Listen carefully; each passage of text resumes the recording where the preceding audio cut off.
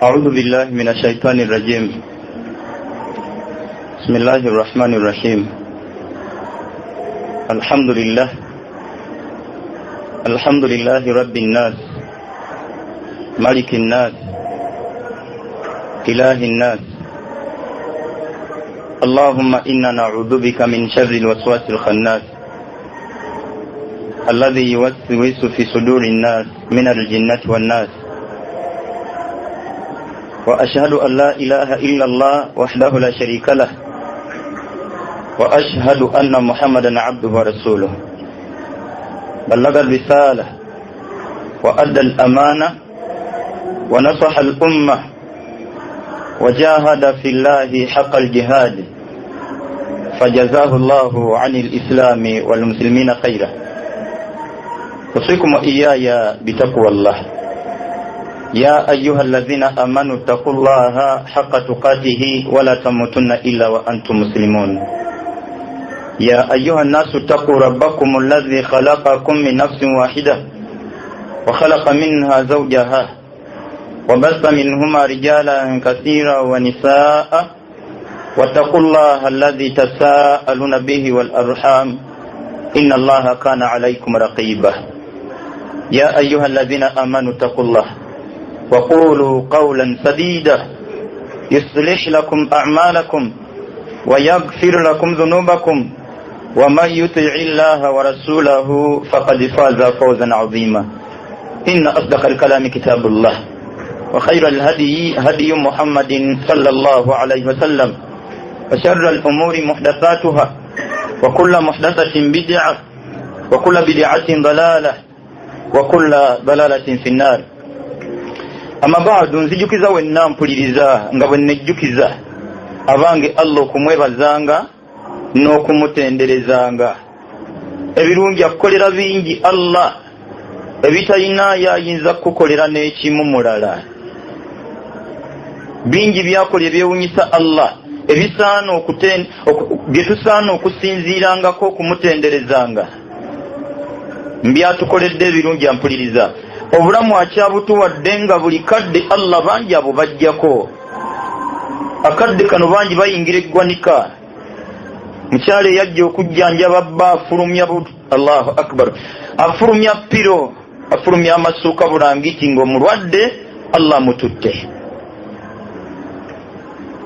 Bangi bakkiriza oba oli awo notusinga nga yembera mwe bali, nga bamu bagagga ddala nga Allah batutte. Gwakyale sampuliriza, muli boosiriikiriramu gwani nga ne Nabbi sallallahu alaihi wasallam Allah yamutwala. Obulamu kya bbeeyi naddala eri ategedde ensonga ekimuweesezza. Tumwebaze Allah tabaraka wa taala. Batu bagenda kuziikwa leero nejjo bwe gwali sawa zolekera omunaana, abanaaza bamaliriza, abasima nabo bakubira basamba ttaka. Allahu akbar. Abangoloozanga nnyo mukaddeko kupimako olubaawo, bapime kabbuli enenkana etya. Akaddeko obulamu kakwetereeza. Bangi twakawadde duniya tutawaanya fiizi sereza Land Road zitufuukidde ekizibu maskini capital. Allahu akbar. Eriyo olunaku lwebagenda okukubako ekyayi mugende mumupimeko mulabe. Lwetaaga okuwa ebirowoozo, lwetaaga okuteekako amagezi n'okukolerera. Tumwebaze Allah tuwaddeyo akakisa akatereza eddiini yaffe. Ofumiitirize ku busiraamu bwo, ofumiitirize ku swalayo, ddala obisaala ddala nga byebyo. Bangi tubitiisa ne mu bantu. Byosaala toyinza bisaalira wano nga ffenna tuwulira. Atuwaddeyo akadde Allah tutereeze. Qur'ani n'emyaka gy'oyina bikwatagana.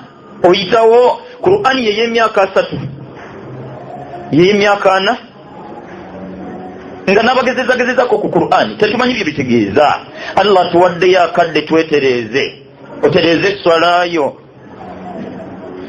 wekeberemu sente zizo kubanga zituso kujja mu zaka akulete Allah webalebalemu banji Allah banyodde bannanga okufa kizibu mutawaana Nabbi sallallahu alaihi wasallam gwe yagamba nti obulumi eriyo yinna Allah gwatusizaako okufa akaddeko omwoyo Allah gwawukanya mu nnyama ashaddu min alfi darbatin bisayf kasinga obulumi businga temeddwa ebitala 100 ow'ebitala kitono ku mwoyo okuva mu nnyama bangi bayise mu bulumi obufaanana butyo ampuliriza teeka kyakubiri mbyatukoledde Allah bangi abalamu balwadde bananga obulamu obutalina wakuluma bwa bbeeyi ekiri Allahu akbar ekyaweesezza bangi abali ku bitanda gwe kikyo kiramu bantu balwadde ba bibumba bansigo ba mitima migongo nga talina Allah wakwata muntu wataluma atalina wakuluma Allah mwebazi jalla jalalu gwe sente ononya za fees ononya za capital eri anoonyeza eddwaliro tumwebaze Allah bingi byatukolera tetuyinza bimalayo tetubiwa buwi budde abasinga obungi tetubiteekako buteesi birowoozo toyinza kuwaanyisaamu Allah mbyakukolera akuwemu kyoyayaanira tewali kyoyinza kuwaayo bingi tubyagala mbulamu Allah bituwe naye singa baga nti amaaso ge tuba tutwala tukuwe emmotoka oyinza kunyenya mutwe eti mbutuufu nedda bano ne maggulu bakwemu ekizimbe mu kibuga nti mbutuufu tumwebaze Allah tabaraka wa taala bingi byatukolera ebitalinayo ayinza tukolera mulala obufumbo obulamu bw'omu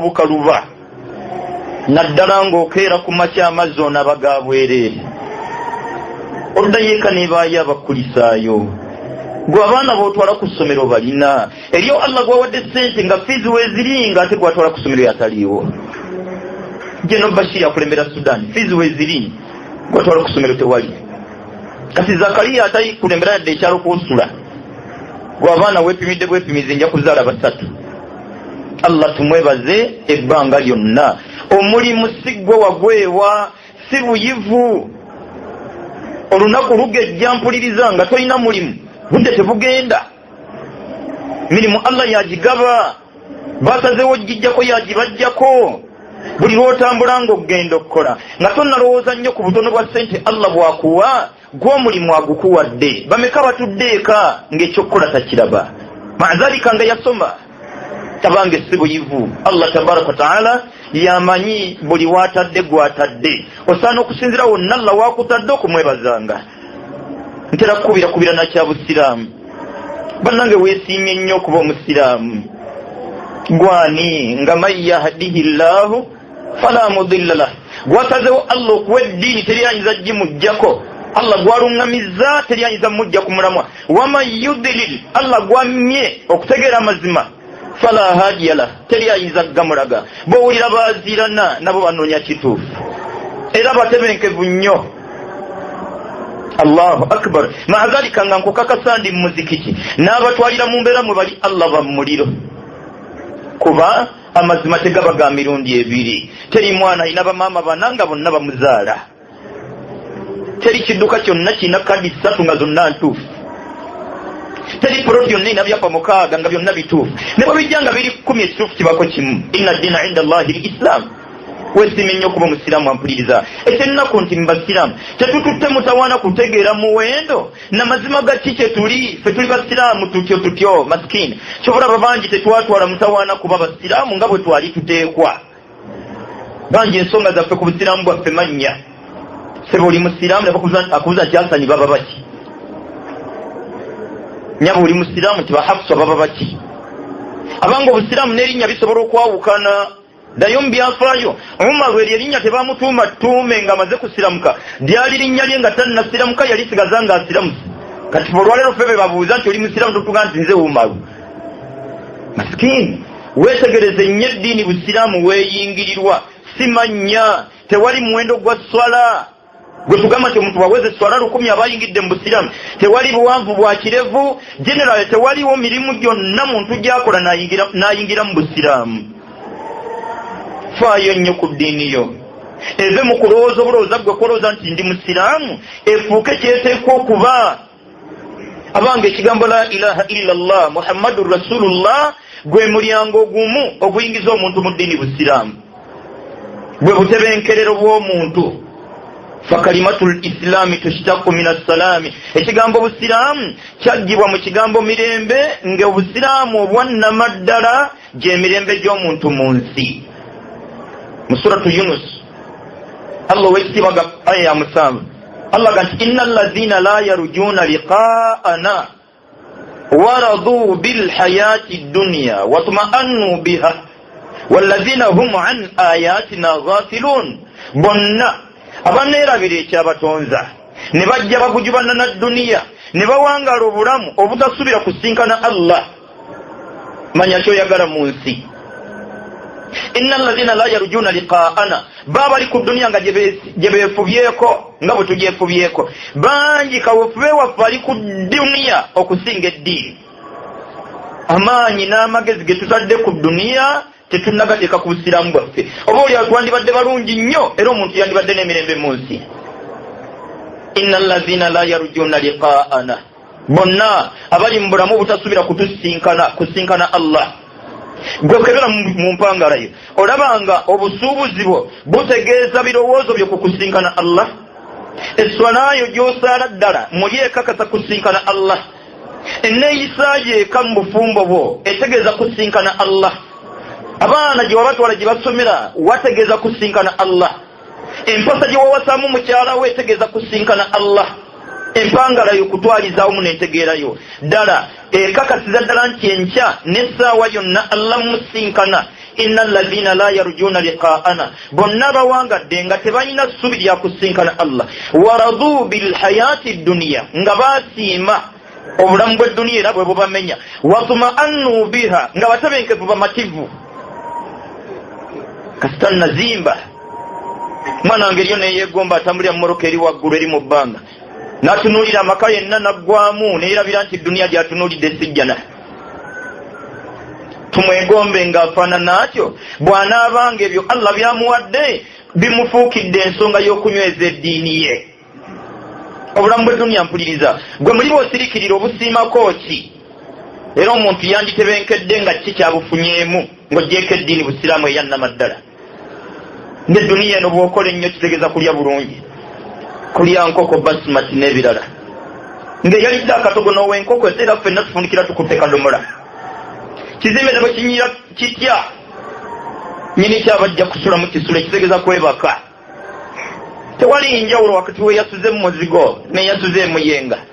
weekanga owe muyenga otulo tumubuze ng'owe muzigo azuukusennya. idan ekitumenya ki? duniya ogyagaza ki? ng'ebizimbe babirese, amataka bagalese, obukulembeze allah bubalesezza, abakazaati baliwa. Idi Amini maskini kyaliko ekiseera ng'eggwanga lyonna likkiriza nti tulina omukulembeze. ainahumul an, baliwo olwaleero. bwaba allah atutte bakkiriza, bwaba allah atutte abagagga, bwaba allah atutte ab'amaanyi, gwani era oyagala ki? abange manya kyoyagala. twala eddiini yo nga kyabbeeyi, ng'anaagitwala nga kyabbeeyi gy'ali agitandikira kuwa weeyingirirwa, si kulwa ng'asigala ebweru. twaleetwa ku nsampuliriza lwa mulamwa gwentera okuwa ekifaananyi eky'omuzadde atutta omwana ku ssomero. nzadde anaatwala omwana mu kisulo amupaakingira byonna mu ssanduuko oba mu keesi ye, n'akwata ne ku nsimbi enkalu n'amuwa, n'ebyokulya na byonna bikozesebwa ku ssomero, ng'ekimumutwazizzaayo kusoma. tabuliddwa bino waabiriira omwana waka, bal bimuyambe mu kusoma. fe allah ow'ekitiibwa yatuleeta mu duniya n'atupaakingira byonna. yapaakinga omukka gwe tussa, napaakingamu amazzi, napaakingamu ebyokulya, byonna allah yabitondera gwe. suratul bakara aya 29 allah gati huwa allazi, anoonya okutegeera allah ye allah. allahu akbar. huwa allazi, owekitiibwa allah yoyo anoonya okumumanya. huwa allazi khalaqa lakum ma fi lardi jamia, ye yabategekera byonna bye mulaba mu nsi. era tetulina kyetwekwasa wakati mutatwebuuzako allah yateekamu ebyokulya. enkoko halal, mbuzi zaffe zakulya, nakati wuwo wakulya, nanansi n'ebirala byonna allah yevaakingira muntu. teyeekwasa ku bitegeeza eddiini, teyekwasa kubitegeeza eddiini. Ekyennaku tetufaanana omuyizi eyatwalibwa ku ssomero najja afuna gurupu gy'awangaala naye ate etasoma. Ne basiibanga mu biduula, ne basiibanga mu bibanda bya firimu nga banne bali mu kibiina, ekibiina mwe tuteekwa okuwangaalira busiraamu ampuliriza. Ly'essomero mwatuleetwa era yenna alidda mu maaso ga Allah waakunnyonnyola byonna ebikwatagana ku mpangaala ye. Kiki ekyamugaana okukwata eddiini eno ng'ekyobuvunaanyizibwa? Ampuliriza, essaawa yonna Allah tumusisinkana. Allah ganti aya ey'omunaana ulaika ma'wahumun nar, bonna abaawangaala nga mu birowoozo byabwe temuli kyakusinkana Allah ne batwala eduniya eno nga bwe bwetaavu bwabwe bamuliro bima kaanu yaksibun, olw'ebikolwa byabwe. Weekube mu mutima mpuliriza, jjajjaawo teyagenda kulima, jjajjaawo tawummudde nga butuwoza. Siraamu yeyanjulira banne, ndi muzzukulu wa gundi agalamidde, si byagalamira. Ndi muzzukulu wa gundi awummudde simanye, si byakwebaka, si galamira. Anaagalamira anaawummula yategese mu kaseera kati koolimu. Obusiraamu bw'okusookera ddala n'awaayo ebirowoozo bye ku kubuyingira, n'amanya kikyayagala mu nsi. Baleke batibe, baleke batibe. Ampuliriza, gwe ekizibu kyo si duniya. Faduniya jannatul mu'min walla faduniya jannatul kafir, eduniya eno jjana y'abatali basiraamu, wasijinul mu'mini, ate nga kkomera lya mukkiriza. Fokasi y'omukkiriza yonna atunuulidde jjana, tunuulidde butya bwagenda kusinkana Allah tabaraka wa ta'ala. Ampuliriza, bwakutwala olwaleero Allah omwanjulira ki?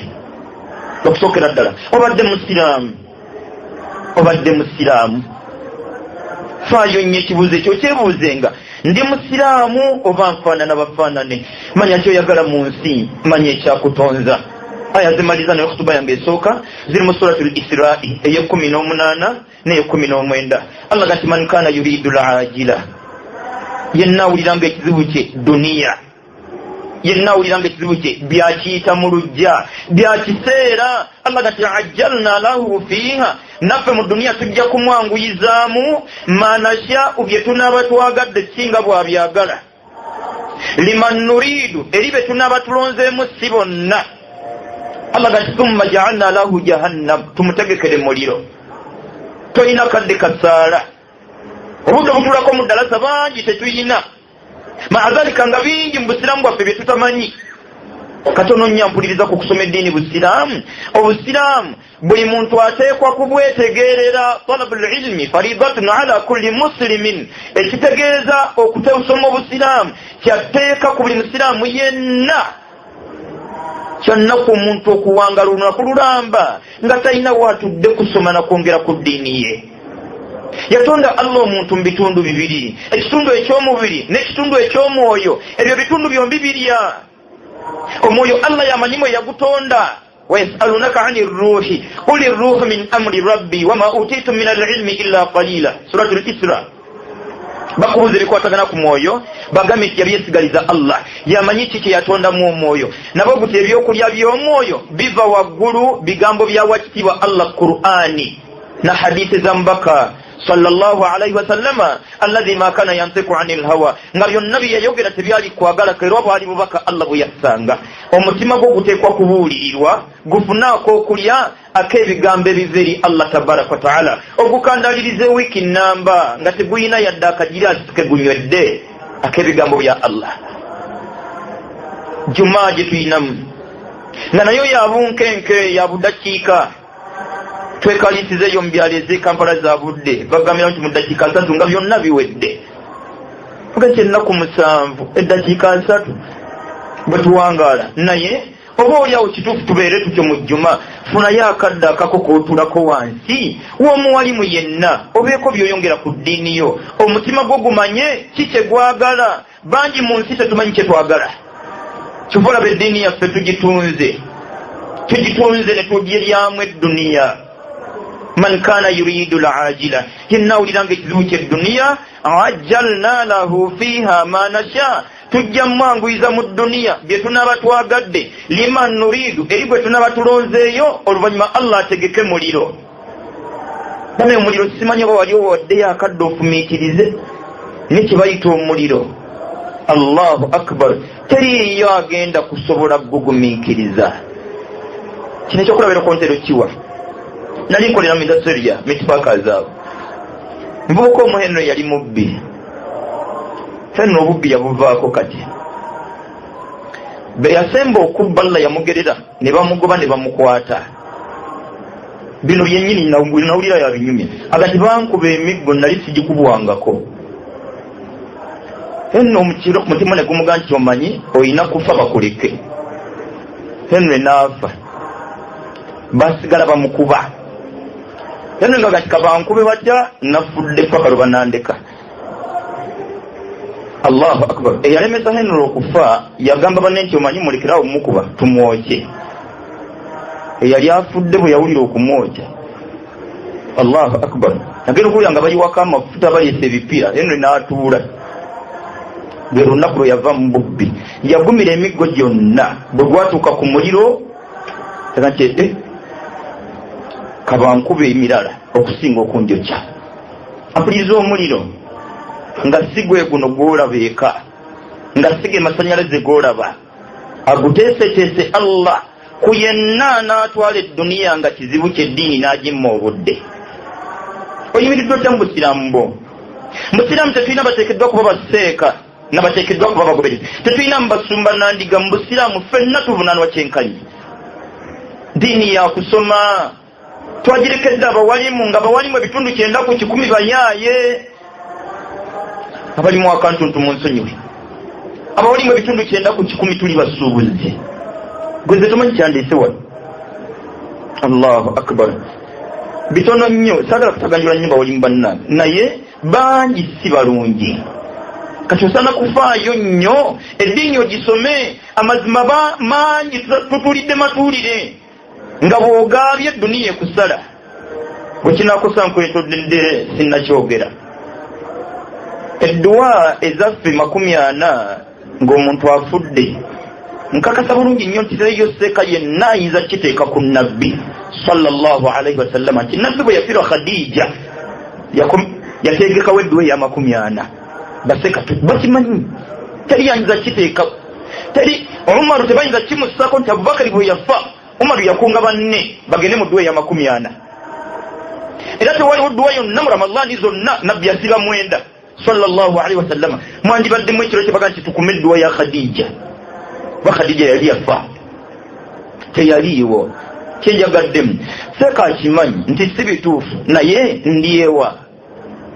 ndyewa kyokola edduwa ey'akatogo eyugwa ogiromba wekka teyajja naddala nga tukitegeddeko nga bukyali edduwa za basmati nga n'omukyere guno omulondo obulungi nagwo tegukyakola basuubuza abasinga obungi kyovalaba edduwa mu Ramadani zeetooloola nnyumba ku nnyumba nga sheekhi talina waatayingidde Ramadani yonna eggwako ng'edduwa ewaseeka ate tebaddeeyo bwe bannungi bakitesookera wowe ampuliriza emabega w'ebisinga obungi mu ddiini y'abawalimu duniya faayo nnyo eddiini eno ogisome nga bw'olaajanira ennyo wekitiibwa Allah akuwa okutegeera Allah ajja kukuwangaaza mu nsi muno ng'oli bulungi nnyo amanyi ki ky'oteekwa okukola naddi lw'oteekwa okukikola lwaki gwe kennyini totwala ensonga zewa Allah n'omutegeeza nti wekitiibwa Allah maama wange yafa simanyi kyaliko saba Allah wekitiibwa omusonyiwe nga ddala asaba ku mutima gwo maama wo gyali nze gw'oyita maama osi yanzaala kibola era Qur'an tugiwanyisa buwanyi yasin wal Qur'ani azim ku speed kuba budde tetulina ekinaku nti gye twazze okulomba edduwa ate bo babeera mu mmere basimala nnyo tuweereza mmere mufunye amazzi awo butunda butuuzi tuleete kaki maskini tula wansi sabira maama wo tula wansi sabira omwana wo tula wansi weesabire owekitiibwa Allah talina bantu banjawulo nga bo bali special nga betuteekwa okuyitamu buli muntu ewa Allah atuuka tegeeza nga Allah ensonga zo Allah awulira olulimi lwonna n'obudde bwonna wa idha sa'alaka ibadi anni fa inni qarib suratul baqara 186 abaddu bange nga bakubuziza ebinkwatako agamba Muhammadin sallallahu alaihi wasallam fa inni qarib ndi kumpi newe bali Allah ali kumpi newe oli ujibu da'wata da'i nja kwanukula okusaba kwa yenna anakuleeta idha da'ani wonna wanakuleetera falyastajibuli banukule benyoleze ku byenjagala nga bwogenda okumusaba Allah kebere swalayo yo yeeyo Qur'ani yimiridde otya nga bwosaba Allah kolere ku byoyagala gwoyimiridde otya ku byayagala wal yu'minu bi babere bakkiriza abanna maddala la'allahum yarshudun bijja kutegeeza obulungamu bwabwe dini gitwale nga kyabbeeyi otule wansi ogisome abali mumwe bali abalimu ensa tusabe Allah wekitiibwa abanyweze era abatulage tuwangaleko nabo man kana yuridu al-ajila butunateeka amanyi ku dunia mpuliriza Allah tajja gitwanguyiza nga bwe tujagala ajja twanguyiza mbi anaabayagadde ate sifenna gw'anaabalonzeyo oluvannyuma muliro aya 19 Allah gati waman arada ad-dunya waman arada al-akhirah naye nayagala eddiini ye enkomerero ennungi bitegeraga nti omuntu ayagala enkomerero ennungi wasa'alaha sa'yaha kusitukira mu nkomerero yo kugitakabanira Qur'ani okuva ku makya abasinga tetunnagitunulamu newiite gwako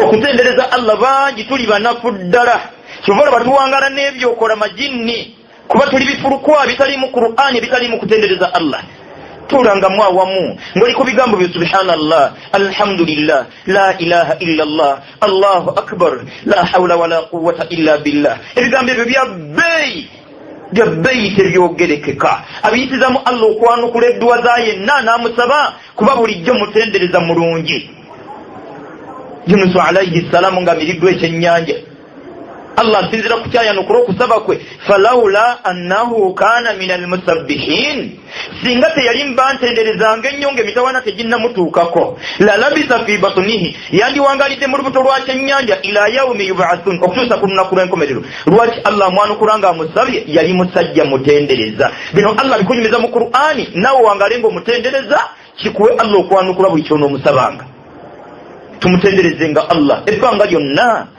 waman arada al-akhirah yenna yagala enkomerero ennungi wasa'alaha sa'yaha kusitukira mu kukola swalayo eswalayo yimiridde etya ma'adhalika nga tulina asalawatu nawafil tulina swala za sunna Nabbi sallallahu alayhi wa sallam yagamba nti man salla fil yawm omuntu yenna mu lunaku asaala 12 rak'atan iraka 12 bunya lahu baytun fil janna Allah muzimbire kizimbe mu janna iraka 12 kizimbe mu janna fetutunkana bya dunia nofundikiranga ekawusokoso wewagula nemeyagalawo proti mu janna ne dunia tusinge kolerera biriwa atamanyi bbanga lyosigaza dabonyikira okutegeka byotomanyi bbanga lyoyina neweerabira ebbanga lyogenda okuwangala mu kabbuli lyotomanyi muwendo Nabbi sallallahu alayhi wasallam yafa omwaka gwa 11 tuli mu 1438 yakamala emyaka emeka mu ttaka gwe mutaka ogenda kumalayo bbanga ki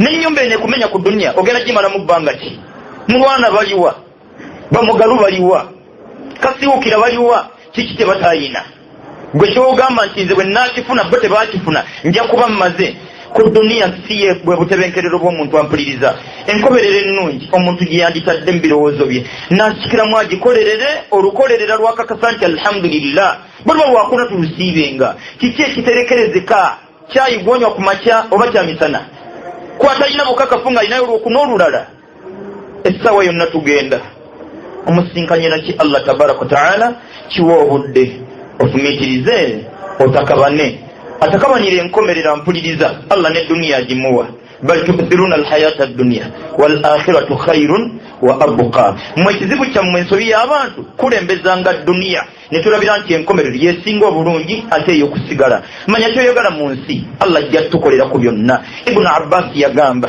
nti man amila li akhiratihi yenna ateeka essira ku nkomerero ye ku butya bwagenda okusinkana Allah kafahu Allahu amra dunyahu Allah malira buli bwetaavu bwe mu dunia barakallahu li wa lakum min al-Qur'ani al-azim wa nafa'ani wa iyyakum bi ayatihi wa dhikril hakim aqulu qawli hadha wa astaghfirullaha li wa lakum wa li sa'iril mu'minina min kulli dhanbin fastaghfiruhu innahu huwal ghafurur rahim wa huwal barrul karim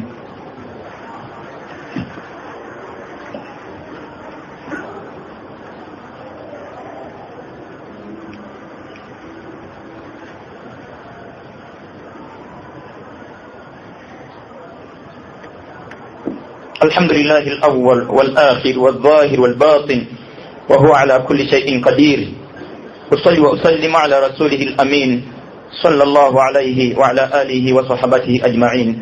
Ampulirize dini yo kyetebe mu nsi kyoyina. Allah yakuleeta nakyo. Kullu mawludun yuladu ala al-fitra. Buli mwana Allah gwaleta mu dunia amuleta n'ekyebbeeyi Buisiraamu.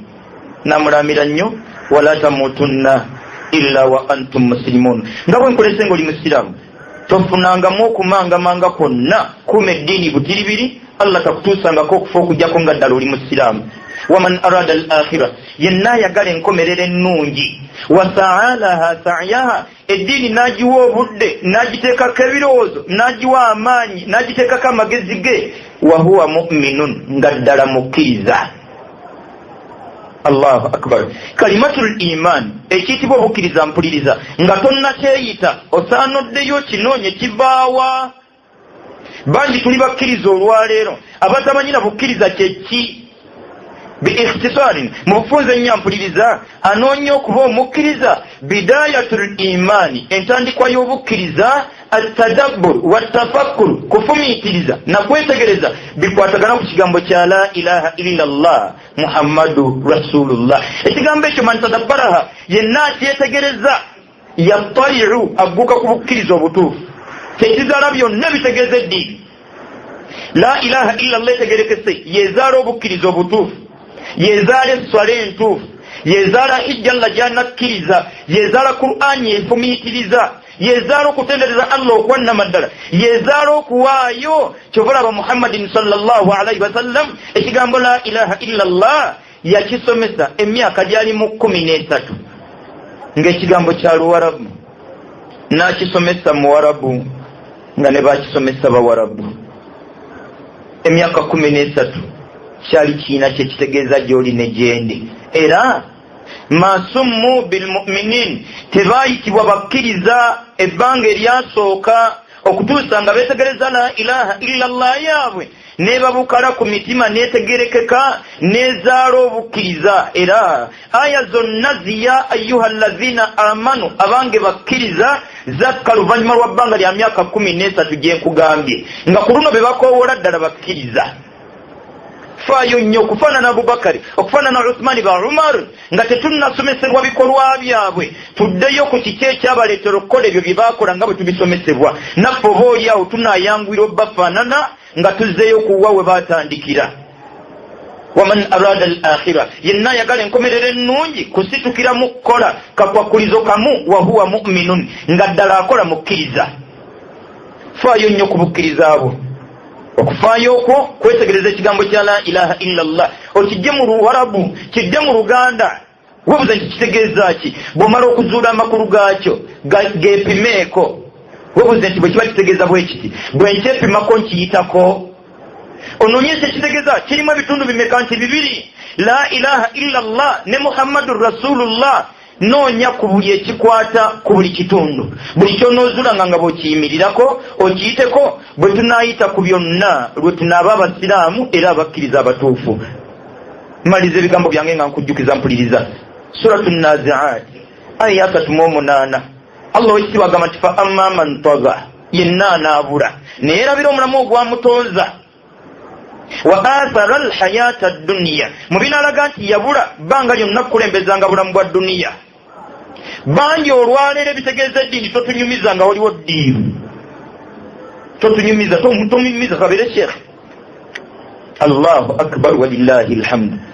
Feeko omu gye twali tukolera bamundoopera anti shekhe gundi ng'ayiseewo oba yogerako naye nemuyita ngaseeka obusiraamu n'ekifaananyi ky'obuwali mu mwoli ng'ogenda kwonoona wandyonoonese wekka naye ate bw'oyonoonera mu bantu bangi b'ogenda okwonoona. Mukunyanukula nga ntiseeka nze bwe mba nayingidde akatale kano mba nazze njagala ssente biyitibwa obusiraamu ku geeti we bisigala kati ensonga zonna ezikwatagana ku ddiini onindanga bweru wa geeti eno munda mba njagala ssente. Tukoze bingi ku kwagala ssente naawe obimanyi biwateeka mu waleti naawe obimanyi ebiri mu mudaala naawe obimanyi manyi bali insanu ala nafsihi basira. Wenna ina gye wali olaze ojjukira bulungi nnyo timirimu gyali giganye promotion yali eremye omwana yali abuze bufumbo bwali bulema yonna gye walaga lwe lunaku lwava mu busiraamu. Kati nkole ntya? Ddayo otule wansi w'omwalimu yenna alimu empeke, mwalimu yenna akyalimu ensa akutooze shahada buto, oba gwe kennyini tuula wamu ogyetooze okomewo mu busiraamu. Afaanana ati obusiraamu aba yabuvaamu dda. Fa amma man taga, yenna anaabula neyerabira omulamu ogwamutonza, wa athara alhayata dunya, yenna awangalanga ekizibu ky'ensi. Mwalimu wenna ayina empalana ku munno, biki ebitaggwa? Wenna ayina kakukuzi ku munno, kiki ekyo? Kiki ofaaki? Amange teweetikkanga kutegeera kwa muntu. Buli muntu Allah yamuwa omutwe gugwe, nekitegeeza nti buli muntu era okutegeera ayina kukwe. Gwe lwaki oyagala bonna bategeerenga ggwe? Emitwe gy'abasigadde mizindalo gya gugwo. Tokalubirirwa muntu yenna. Bwatyo bwategeera bakusuuza ddiini yo, shaitaani yejjidde mwoyo, ebirowoozo bijje ku ddiini yo biteeke kwoyo. Fa amma man taga, yenna anaabula nawangalanga ekizibu ky'edduniya. Allahu akbar. Allah gati fa innal jahima hiya al-ma'wa. Afaanana ati omuliro gwe tutegese obudde bw'eswala bugaanyi. Tulangamu olunaku ekiro nga luzibye, webuze nti jamaa nsadde mmeka leero, lwaki zuhuri yampiseeko? Werekereze byonna kyobola bwemwazinyi nga yazina bingi ebiri munda w'okwazina omuntu byasaana okufumiitiriza. Mu bisembayo mu bigambo by'omwazinya tuga nti hayya ala alfalah, mujje eri okwesiima kuli eno. Bannanga okwesiima kw'omuntu tekuli mu dduniya. Okwesiima kw'omuntu n'obulamu obutebenkedde tebuli mu nsi. Allahu akbar walillahi alhamdu. Hayya ala alfalah, okwesiima kwo kuli eno mu busiraamu. Ngebigambo ebyo bitandika na kigambo Allahu akbar, asinga byonna byoliko Allah. Yabisinga mu byonna, wabbeeyi Allah, wa muwendo mu byonna.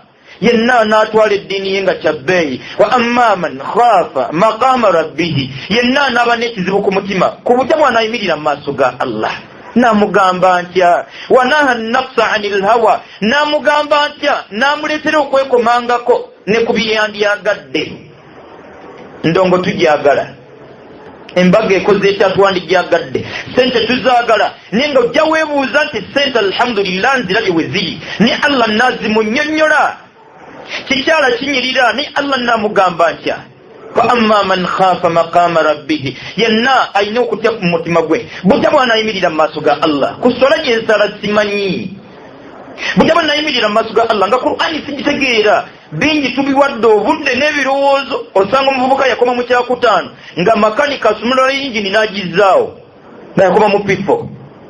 Olinnya bulinnya ku muliro nga nti eyo kabuleeta, ddamu olinnya tuwulira nga eyo kulaazi, ng'ayogera wa kyakutaano. Byonna ng'abitegeera bulungi nnyo nga mu Qur'ani essula 10:42 iza jaa nekuluhu wallahu. Mwezi Jamiru lwaki embeera mwe nga timuzadde wa nze yatugayaalirira byokkanika bino teyaggayaalirire ku byeddiini by'ovunaana muzaddewo. Wa amma man khaafa maqama rabbihi, yenna ayina okutya mu mutima gwe Allah naamugamba ntya? Wa naha nafsa anil hawa, omwoyo gwe naagukomangako ku bye gwandyagadde. Tukyakadde ekimala mwoyo gwange Allah tetulina kye tulimugamba. Bantu bali kubibwa ndongo, kiruma mu bantu bakubibwa ndongo kimanyi nawo bulungi ti wiikendi olina gy'oba. Wa naha nafsa anil hawa, oba oliawo ffe tetukulaba ne Allah onoomugamba otya? Allah gati fa innal jannata hiya almawa, afaanana ti Allah yamutegekedde ejjana bwe buddo bwe. Ekigambo kyange ekisembayo, edduniya eno etumenya eyina nnyiniyo, edduniya ekutawaanya eyina nannyiniyo. Bw'ofuga akayumba keeka mu fuuti 10 wetupangisa, kale gye wazimba mu kikomera ki mateeka gwogawa kubambuwawo, n'edduniya eno eyina nnyiniyo yonna. Ekirungi nti gweka baakutegeera era wakawo tewali mugagga gwe bamanyi mulala. Kaana kaako ekyokuna akapittu piwano bonna obwetaavu bava buleetera gwe omugagga waabwe, kuba gwe nannyini wakaawo. Gwe obwetaavu bwate n'otobutwala eri Allah nannyini nsi.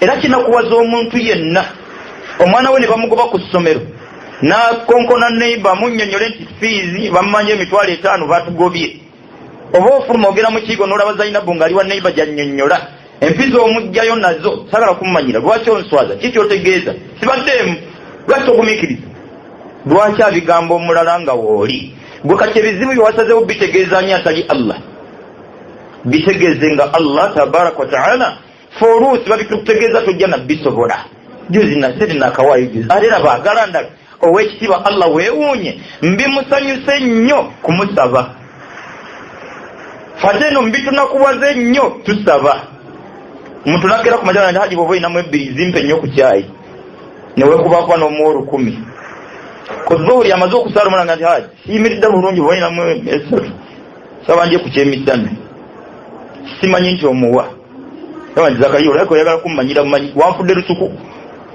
sirugwa ekikulu temwagala kukola oba ogenda kwogera bisongovu eno omuntu okumusaba kimunakuwaza ate nga mu kusinza Allah muntu buli lwakkakkano bwetaavu bwe nabutegeezanga Allah kimu kubitegeeza nti yakkiriza nti Allah ye mugaggawe Allah musasula empeera mpitirivu mu kumusaba tumulajanirenga Allah ensonga zonna programu ya buli kiramu Allah yagiina abo abaana bomenyeka nabo toyina kyogenda bategekera kyatabategekera Allah Allahu akbar programu yonna Allah yagiina gwe baga nti mbavuga taxi ne bakondakita maama we ye yazala kondakita oba yazala dereva wa taxi naawe yakuzaala yali tamanyi nti azadde musubuzi wa jaketi nkazi watumukuweerera kwonna yali ku dokita era abakumanyirawo nti wa jaketi yandikezeza mu wino nga lumu sereze naziryamu ennyama nkugumya mpuliriza mbaana betuweererera bakondakita mwebali kati gwe muteekeko coachingi gula holiday package muteeke na mu kisulo ng'oli kuwa boda wenna ayina by'oyagala mu baana tegeeza Allah eti Allah sinze nteekateeka wakityo Allah mu baana bano ompaamu dokita ompeemu lawyer ompeemu ekisemberayo ddala mu bigambo byange tuzaale abaana kigambo ekyo kinyenyeza abantu amanyi oli alabira ddala ng'oli musiru ataasomerako ddala bagambira ddala nti yawe ensi yavaawo dda mpereerwe nadde nateete edduniya ekyalinga Allah bwe yagitegeka bwe bakubuuza mu luzungu nti what is people rather what is money obaddamu ki manyi nti babikusomesa what is money ne mbufunze nnyo ekitegeeza ssente ekisookera ddala nga ennyanukula ekyagitadde ebbali money is people ddayo ekinoonyi bw'oba oyagala ojja kukkanya nange teri ayinza kukola dduuka lya ngatto mu kibira omala kunoonya wali bantu wooteeka wooteeri money is people nga lakkiriza nga mwenna nze mbazaala sisobola kukeera kugenda kukola zino enkiiko neetaaga lyo lumu buli luvannyuma lwa myezi 3 nga mugenda kutuula nga chairman wa lukiiko kitammwe kunnyonnyola yate mba njogera biki ebingi buli muntu emitwalo 3 teeka buseereza ogende nze nga nfe enkenya mukomangawo ng'ennaku z'omwezi gw'omusanvu so ndowooza afunye obululu obungi yawangula Allah yameze omwana amannyo suratul Qamar aya 9 Allah gamba nti inna kulla shay'in khalaqnahu biqadarin buli kitonde kyonna kye twakitonda tukitegekedde byonna eyazala Museveni teyazala mukulembeze wa ggwanga yalabiraawo nga Allah bwabitegese era oba olyawo naye teyali yadde ku lukiiko lw'erosi please nyini duniya eno Allah na programu yonna Allah yagiina please programu ya buli kitonde yonna Allah yagiina ekyo bwe kinaakuyingira mu magezi go ogenda kufuna wotebenkerera ng'osaala ng'omanyidde ddala bulungi nti leero lwakutaano Allah ziyateekateeka zenja okufuna togenda kuyomba na muntu naye babasinga olwaleero olabanga gundi yatudde mu ssente zo olina gw'otudde nga ndi omusajja yatulumya obwavu abalumya obwavu ye mugagga please wakitiibwa Allah yina nnyini byonna programu yonna yagiina ye yamanya omukyala gw'ogenda okuwasa Allahu akbar era n'amukubya ekigambo ky'abavubuka muwala kuba nga bonoonya ekikuba nawe kennyini weesekerera oba basinga ku mukyala kanti ekinkuba kabina kale ku biyungo by'omubiri byonna bw'otuga nti ekikusannyalaza kabina kutuganzidde ebbali masikini abalala nti nze kimalamu bbeeri kakali bbeeri ogenda tinyora ku kyayi ngali n'omugasera temuli lwaki Allah tumanye programu yonna yagiina kiriza nti byonna bitegeke kikuwa okufokasinga okumanya kiki oyagala twala eddiini yo nga kya bbeeyi Allah agenda kukumalira buli bwetaavu bwo Allahumma salli ala Muhammad wa ala ali Muhammad kama sallaita ala Ibrahima wa ala ali Ibrahima innaka Hamidum Majid wa barik Allahumma ala Muhammad wa ala ali Muhammad kama barakta ala Ibrahima wa ala ali Ibrahima innaka Hamidum Majid warda Allahumma anil arba'ati al-khulafa Abu Bakr wa Umar wa Uthman wa Ali وعن سائر صحابته ومن تبعهم بإحسان إلى يوم الدين اللهم أعز الإسلام والمسلمين اللهم أعز الإسلام والمسلمين اللهم أعز الإسلام والمسلمين وأذل الشرك والمشركين وأذل الشرك والمشركين وأذل الشرك والمشركين ودمر أعداءك أعداء الدين يا رب العالمين اللهم أرنا الحق حقا وارزقنا اتباعه وأرنا الباطل باطلا وارزقنا اجتنابه يا الله اللهم أرنا الحق حقا وارزقنا اتباعه وأرنا الباطل باطلا وارزقنا اجتنابه يا الله اللهم أرنا الحق حقا وارزقنا اتباعه وأرنا الباطل باطلا وارزقنا اجتنابه يا الله اللهم آتي أنفسنا تقواها وزكها أنت خير من زكاها أنت وليها مولاها يا رب العالمين اللهم حبب إلينا الإيمان اللهم حبب إلينا الإيمان اللهم حبب إلينا الإيمان وزينه في قلوبنا وكره إلينا الكفر والفسوق والعصيان